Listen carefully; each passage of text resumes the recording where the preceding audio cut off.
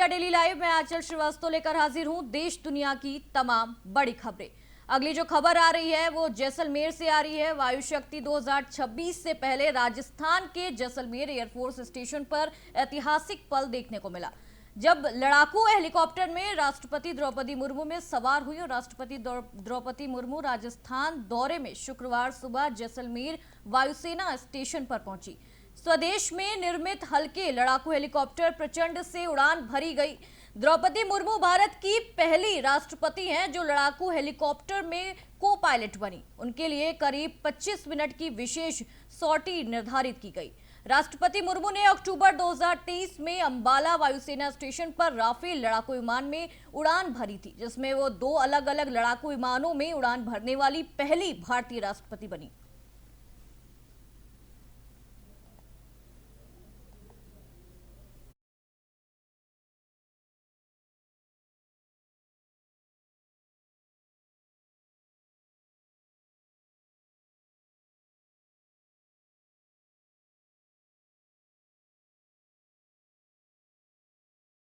अगली खबर दिल्ली से आ रही है। शराब घोटाला केस में दिल्ली की राउज एवेन्यू कोर्ट ने शुक्रवार को आप नेता अरविंद केजरीवाल और मनीष सिसोदिया को सीबीआई केस में सभी आरोपों से बरी कर दिया है।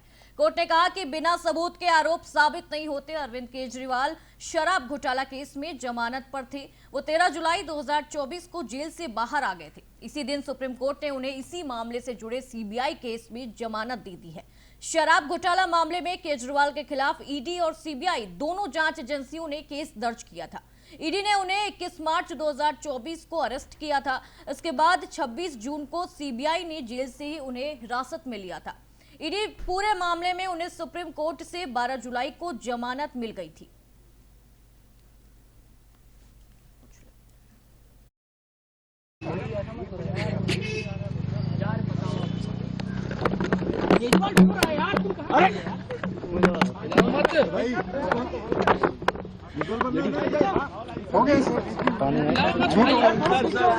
संभालिए सर, अपने आप संभालिए, हिम्मत सर, पीछे हिलाओ मत भाई। ये केजरीवाल भ्रष्ट नहीं है। मैंने केवल अपनी जिंदगी में ईमानदारी कमाई है। इन्होंने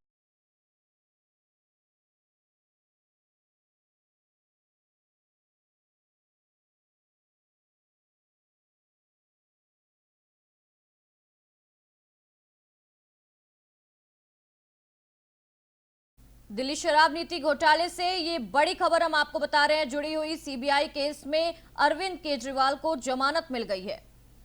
दिल्ली से ये खबर हम आपको बता रहे हैं। शराब घोटाला मामले में केजरीवाल के खिलाफ ईडी और सीबीआई दोनों एजेंसियों ने केस दर्ज किया था, जिसके बाद आज उन्हें जमानत मिलने के बाद आज कोर्ट ने उन्हें बरी कर दिया है। सारे आरोपों को झुठला दिया है। जो भी उन पर आरोप लगे थे, शराब घोटाला का जो भी आरोप था, वो सबसे बरी हो गए केजरीवाल। दिल्ली से ये खबर हम आपको बता रहे हैं। बिना सबूत के आरोप साबित नहीं हो सकते, सुप्रीम कोर्ट का ये कहना है। सीबीआई द्वारा लगाए गए आरोपों में दम नहीं है। ईडी ने उन्हें 21 मार्च 2024 को अरेस्ट किया था। इस खबर पर ज्यादा जानकारी के लिए हमारे साथ कृष्णा सोनकर, ब्यूरो चीफ, दिल्ली से जुड़ चुके हैं। कृष्णा, आज केजरीवाल को हर तरीके से जितने भी उन पर आरोप लगे थे शराब घोटाला को लेकर, वो बरी कर दिया गया है और कहा है कि जो भी सबूत है इनमें कोई भी तथ्य नहीं है और ये नहीं दिखाते कि जो अरविंद केजरीवाल है उन पे जो आरोप लगे हैं वो सच है। क्या कुछ इस पर जानकारी है कृष्णा? बिल्कुल, दिल्ली की रॉज एवेन्यू कोर्ट ने दिल्ली के पूर्व मुख्यमंत्री अरविंद केजरीवाल और पूर्व उप मुख्यमंत्री मनीष सिसोदिया समेत सभी आरोपियों को जो है शराब घोटाले मामले में डिस्चार्ज कर दिया। आपको बता दूं कि विशेष न्यायाधीश जितेंद्र सिंह की अदालत में मामला चल रहा था, जिसमें उन्होंने अपने आदेश में कहा कि जांच एजेंसी जो सीबीआई है उनके आरोपों को आगे बढ़ाने के लिए पर्याप्त सबूत सामग्री पेश करने में विफल रही है। सुनवाई के दौरान अरविंद केजरीवाल और मनीष सिसोदिया खुद अदालत में मौजूद थे, जहां फैसले के बाद उन्हें एक बड़ी कानूनी राहत मिली है।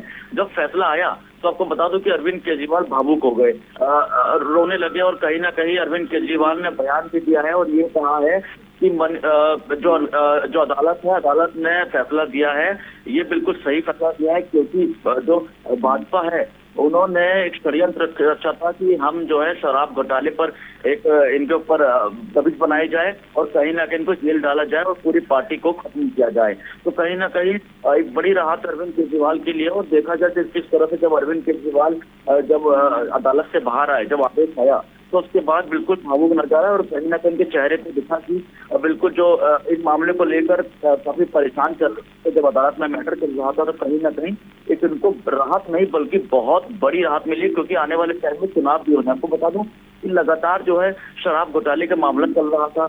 जब दिल्ली में आम आदमी पार्टी की सरकार की सत्ता में तो अरविंद केजरीवाल जेल में गए थे, उनके साथ साथ कई नेता थे वो भी जेल गए थे। दिल्ली के उप मुख्यमंत्री उप मुख्यमंत्री मनीष सिसोदिया समेत कई आरोपियों को जो है जेल जाना पड़ा था। 23 आरोपी थे, 23 आरोपियों को ही जो है वो रिहा कर दिया गया है। कृष्णा, कोर्ट ने ये बड़ी बात कही है कि बिना सबूत के आरोप साबित नहीं होते और जो भी केजरीवाल का राजनीति करियर था वो कहीं ना कहीं झूठे आरोपों की वजह से खत्म होता दिखा हमें। तो क्या कुछ इस पर आप क्या कहना चाहेंगे?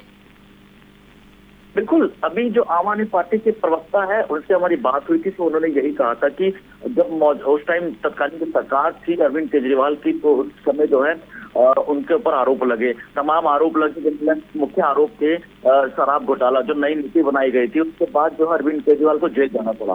तो कहीं कहीं उन्होंने कहा कि भारतीय जनता पार्टी पूरी षड्यंत्र रच रही थी कि कहीं ना कहीं इनकी जोड़ तोड़ के इनके पार्टियों के जो आला नेता है, जो बड़े नेता है, मुखिया है, उनको जेल में डाला जाए और उसके बाद जो है पार्टी को खत्म करके जो है इसको हमारी नई पार्टी आ जाए। तो यार इस तरह से कहीं ना कहीं देखा कि जो भाजपा है पूरी तरीके से षड्यंत्र रच रही थी, ये कहना आम आदमी पार्टी के प्रवक्ता का था। और आज स्वयं अरविंद केजरीवाल ने खुद जब अदालत के बाहर आए तो खुद आरोप लगाया। अरविंद केजरीवाल ने खुद कहा है कि जो है बीजेपी पूरी तरह से षड्यंत्र रच रही थी और इस षड्यंत्र में उनकी पार्टी के शीर्ष नेताओं को खत्म करने के लिए जेल भेजा गया था।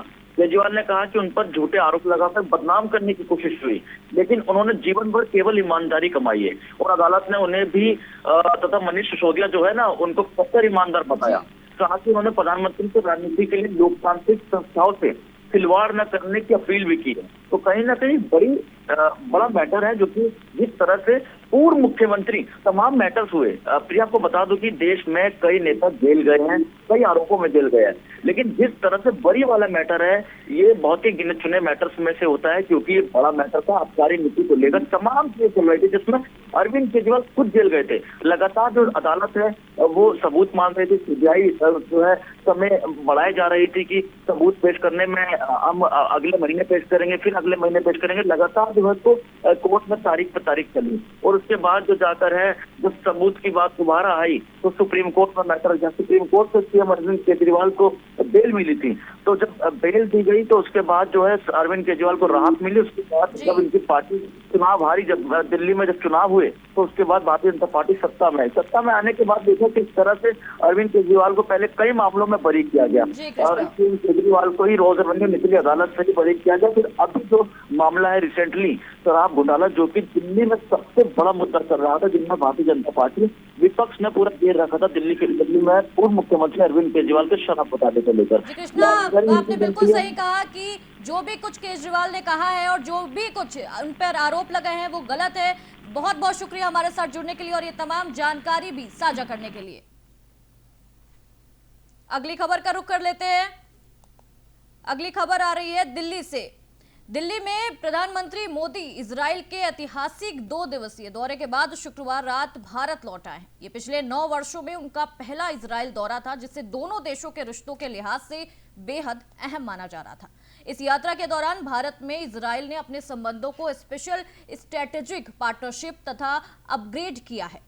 दौरे के समापन पर innovation, artificial intelligence, quantum community, manufacturing, सांस्कृतिक आदान प्रदान, आर्थिक सहयोग, कूटनीति और सुरक्षा जैसे कई क्षेत्रों में 27 MOU और समझौते पर हस्ताक्षर किए गए हैं। प्रधानमंत्री मोदी ने यह भी घोषणा की है कि दोनों देश जल्द ही आपसी हितों को ध्यान में रखते हुए एक फ्री ट्रेड एग्रीमेंट यानी कि FTA को अंतिम रूप देंगे।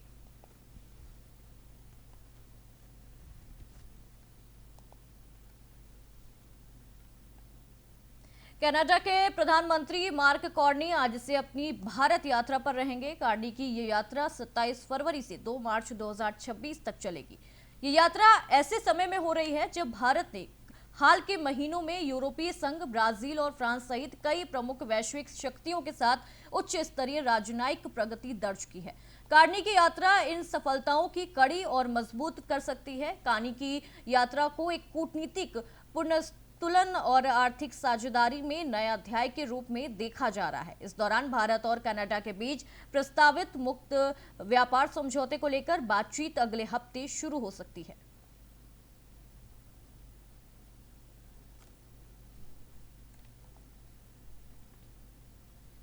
दिल्ली के जवाहरलाल नेहरू विश्वविद्यालय में स्टूडेंट यूनियन के प्रदर्शन के दौरान जमकर हंगामा देखने को मिला।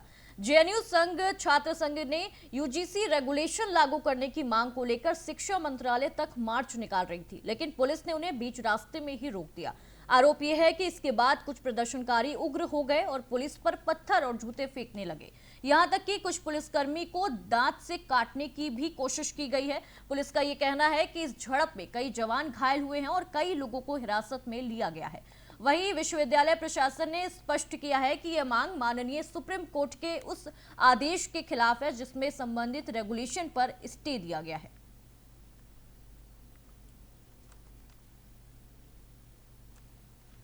दिल्ली से ये खबर है, यूजीसी रेगुलेशन लागू करने की मांग कर रहे छात्र संघ में यूनिवर्सिटी के कोर्ट के ऑर्डर को उल्लंघन बताया है। यूनिवर्सिटी ने कोर्ट के जो ऑर्डर दिया था उसका उल्लंघन बताया है।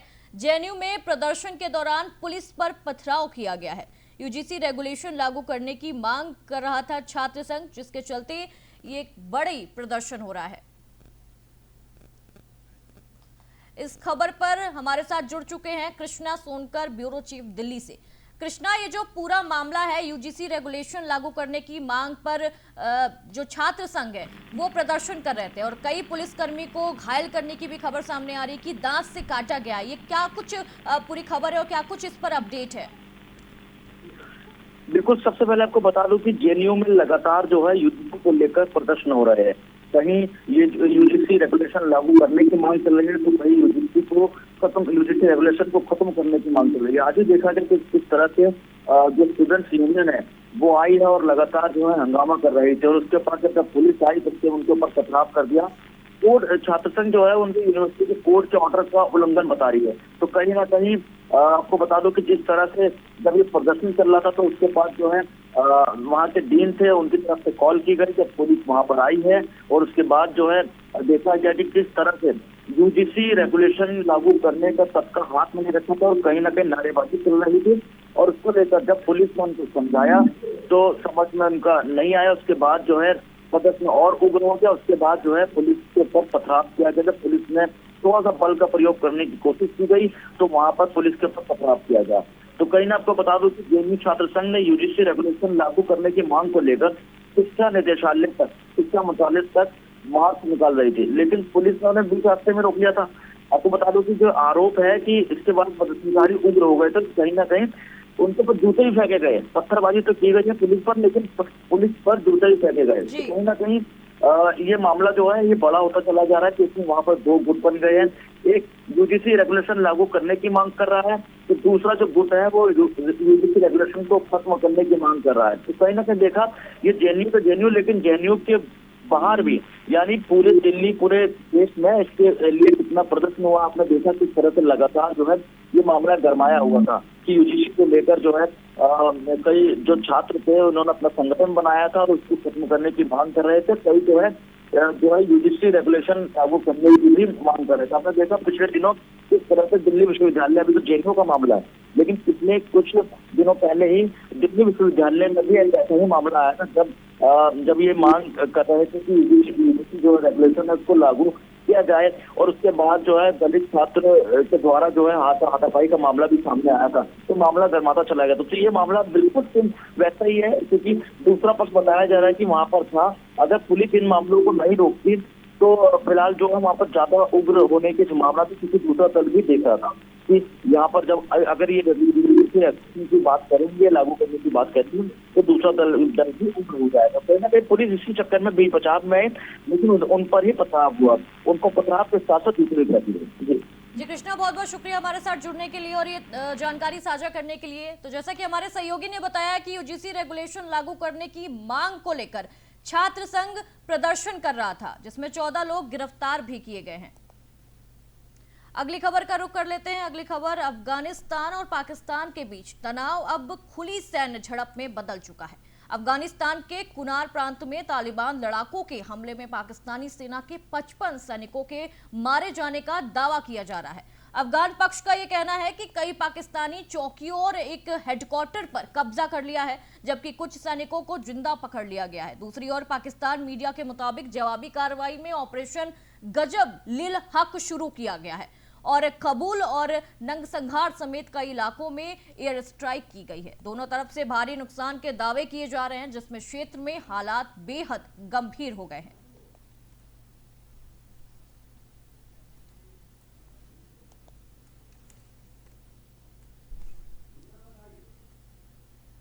महाराष्ट्र के नासिक जिले के योला कस्बे में देर रात एक लड़की के कारखाने में एक लकड़ी के कारखाने में भीषण आग लग गई। आग इतनी तेज थी कि पूरे इलाके में अफरा तफरी का माहौल हो गया।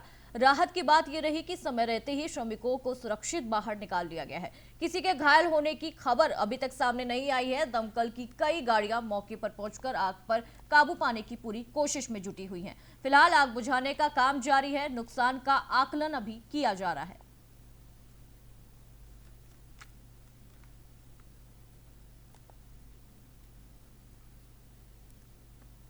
इंदौर के रावजी बाजार थाना इलाके में गुरुवार देर रात उस वक्त अफरा तफरी मच गई जब एक कबाड़ी की दुकान पर गैस रिसाव की घटना सामने आई। सिलेंडर काटते ही जहरीली गैस बाहर निकल गई, जिसमें आसपास मौजूद लोगों को सांस लेने में दिक्कत और आंखों में जलन की शिकायत होने लगी। करीब 5 लोगों की तबीयत बिगड़ने पर उन्हें तुरंत अस्पताल में भर्ती कराया गया। सूचना मिलते ही फायर ब्रिगेड और पुलिस मौके पर पहुंची।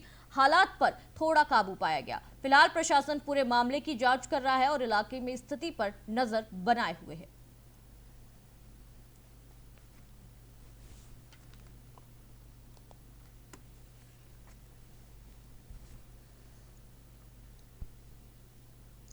झारखंड में शहरी लोकल बॉडी चुनाव की मतगणना शुरू हो गई है। 23 फरवरी को हुए इन चुनाव में 9 म्यूनिसिपल कॉर्पोरेशन, 20 म्यूनिसिपल काउंसिलिंग और 19 नगर पंचायत समेत कुल 48 लोकल बॉडी सीटों के साथ वोट डाले गए हैं। मतगणना की शुरुआत के साथ ही राजनीतिक दलों और जनता की निगाहें परिणामों पर टिकी हुई हैं। रांची समेत राज्य के विभिन्न क्षेत्रों से आने वाली ये तस्वीरें इस चुनावी प्रक्रिया का ज्वलंत दृश्य भी पेश कर रही हैं।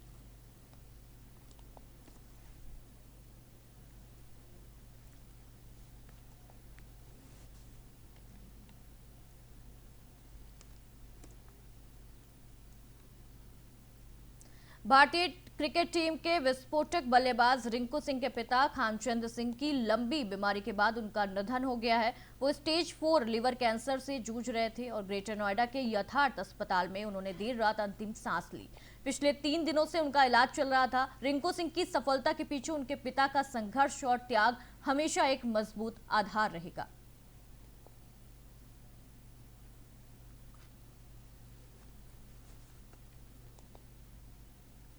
धुले में किसान और पूर्व विधायक अनिल गोटे के बीच जमीन अधिग्रहण को लेकर विवाद तेज हो गया है। गोटे ने प्रेस कॉन्फ्रेंस में कहा कि नेशनल हाईवे के लिए किसानों को 30 करोड़ रुपए प्रति एकड़ का मुआवजा दिया गया है, जबकि मनमाड़ इंदौर रेलवे लाइन के लिए केवल 4 लाख रुपए प्रति एकड़ का भुगतान किया जा रहा है। उन्होंने इसे नाइंसाफी करार दिया है और मांग की है कि रेलवे लाइन के लिए भी नेशनल हाईवे के रेट लागू किए जाए। साथ ही उन्होंने केंद्र सरकार से आग्रह किया है कि जमीन अधिग्रहित करने वाले किसान परिवार के एक सदस्य को रेलवे सेवा में शामिल किया जाए। इस दौरान उन्होंने नेशनल हाईवे और रेलवे लाइन के लिए मुआवजे के दस्तावेज भी पेश किए। देखिए, मैं खुद से बचा बात नहीं करता। 480 स्क्वायर मीटर ये देखो, ये लेकर 3 करोड़ रुपए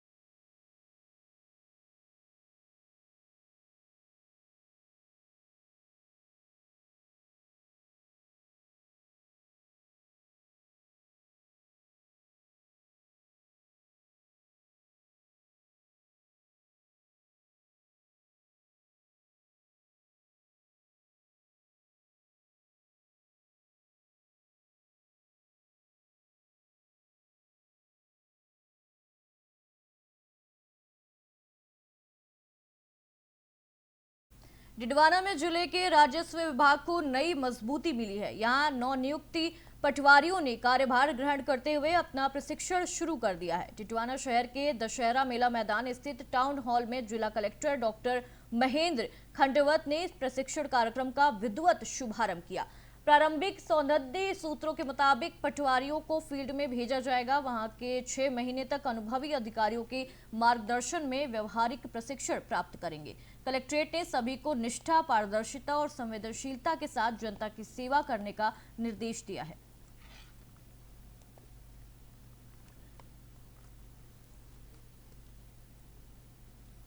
भरतपुर जिले की उज्जैन तहसील के गांव सौदपुर में ग्रामीणों की मुश्किलें बढ़ गई हैं। यहां एक प्रमुख रास्ता जो मंदिर और सिकरौदा गांव को जोड़ता है वो अवैध अतिक्रमण के कारण बंद हो गया है। ये मार्ग रोजाना सैकड़ों ग्रामीणों के आवागमन का मुख्य रास्ता है, लेकिन अब उन्हें भारी परेशानी का सामना करना पड़ रहा है। तहसीलदार ने अतिक्रमण हटाने के आदेश जारी कर दिए हैं, लेकिन अभी तक कोई ठोस कार्रवाई नहीं की गई है।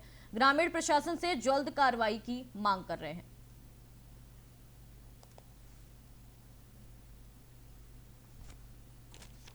हम निकल रहे थे, अब हमारे बच्चे निकल रहे हैं और हम भी निकल रहे हैं। अब ये लास्ट 15-20 दिन से रास्ता, लास्ट 1 महीना हो गया तब से रास्ता को बंद कर दिया। पत्थर जाल ने दीवार भी लगा दी। दीवार तो प्रशासन ने तोड़वा दी, लेकिन फिर भी वो दादागिरी लठ के बल से वो कहते हैं यहाँ से कि कोई निकाल के दिखाए, हम उसकी पाम तोड़ दें, उसके दम निकाल दें, ये कर दें, वो कर दें। इसलिए जनता डर हुई है। कम से कम 1500 लोग रोजाना इधर से आते जाते, सभी का रास्ता बंद पड़ा हुआ है। प्रशासन से ये निवेदन है कि जितना जल्दी हो सके ये रास्ता चालू करवाया जाए और अब लोग बाग जितना चारा जैसे पैदल चलने की व्यवस्था है वो सुचारू रूप से चालू हो सके। साहब एक गौत का मामला हो, इसने एक व्यक्ति ने हजारों आदमियों का रास्ता रोक रखा है। इसलिए साहब हमको प्रशासन से ये कहना है कि हमारा रास्ता खुलवाया जाए। 100 साल पुराना रास्ता हमारा हो। हमारे पुरखा तो यहाँ निकलते और हम भी निकलते यहाँ के, अब भी निकल रहे हैं हम यहाँ के, लेकिन ये आगे एक दूसरी पार्टी वाले ने रास्ता को बंद कर दिया।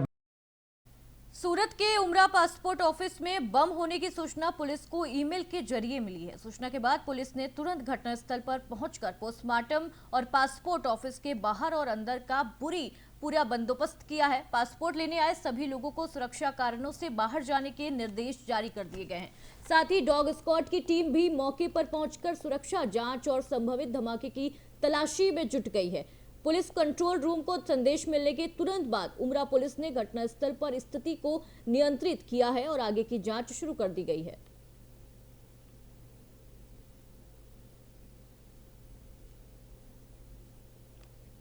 सूरत से ये खबर आ रही है, लोगों को बाहर निकलने के निर्देश जारी कर दिए गए हैं। डॉग स्क्वाड टीम ने भी तुरंत चेकिंग अभियान शुरू कर दिया गया है।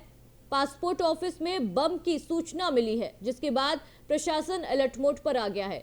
सूरत पुलिस ने मौके पर पूरा बंदोबस्त किया है। जो लोग अंदर पासपोर्ट लेने आए थे उनको बाहर कर दिया गया है।